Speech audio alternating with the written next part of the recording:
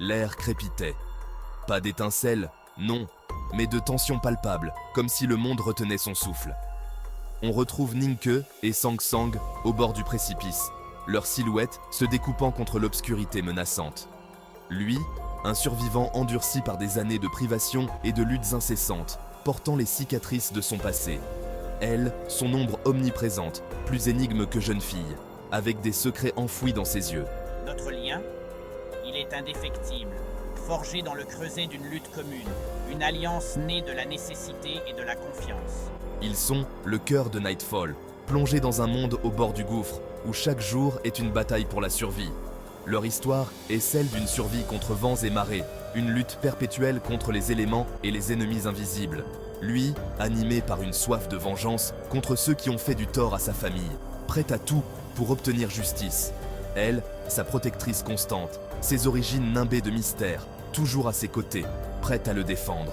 Leur voyage les mène au cœur de l'Empire, dans la métropole tentaculaire de Chang'an, où le passé et le futur se rencontrent dans un ballet incessant. Chang'an. A city that never sleeps, where the night is as vibrant as the day. Une cité d'une beauté éblouissante, où chaque coin de rue raconte une histoire ancienne. Ses palais scintillant sous un ciel perpétuellement au bord de la nuit, illuminant les rêves et les ambitions de ses habitants. Pourtant, cette beauté masque une obscurité, une peur rampante qui imprègne chaque strate de la société.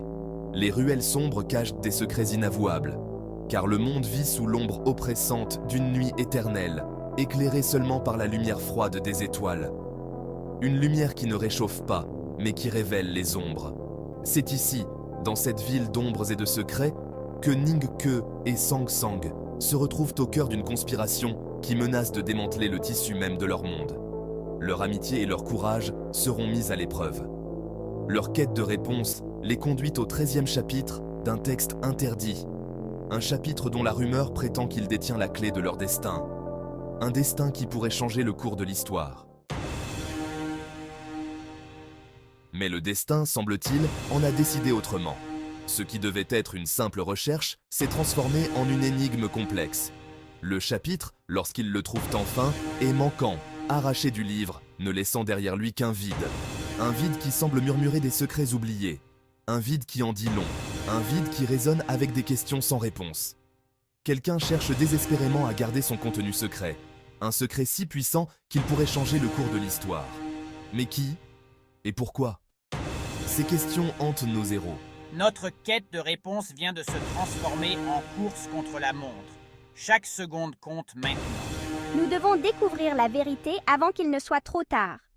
Le temps presse et les dangers se multiplient. Leur quête de réponse devient une course contre la montre, une lutte acharnée pour découvrir la vérité avant qu'il ne soit trop tard.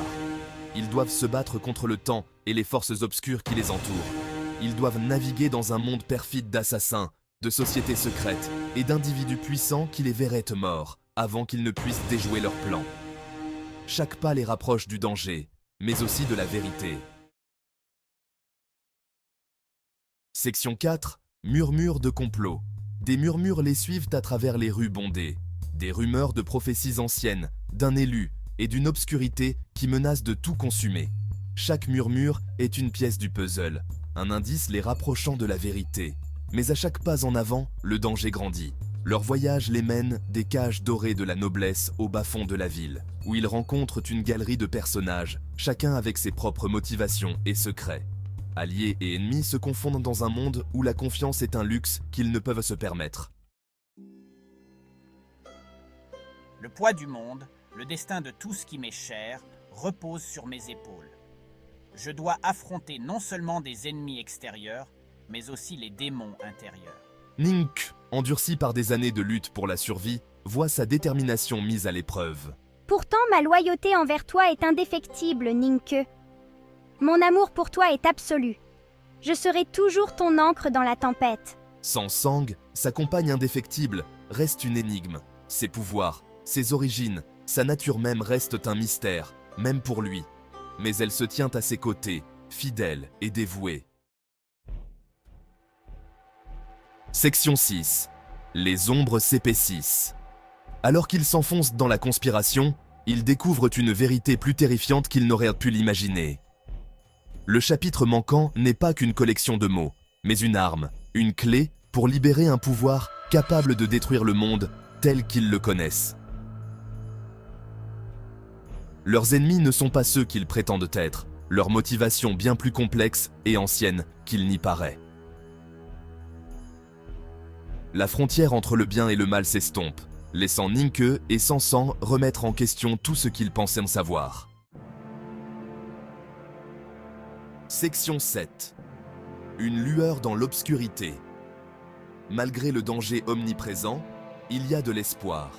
Une lueur vacillante dans l'obscurité grandissante. Mais alors même qu'ils se préparent à affronter leur destin, une question demeure.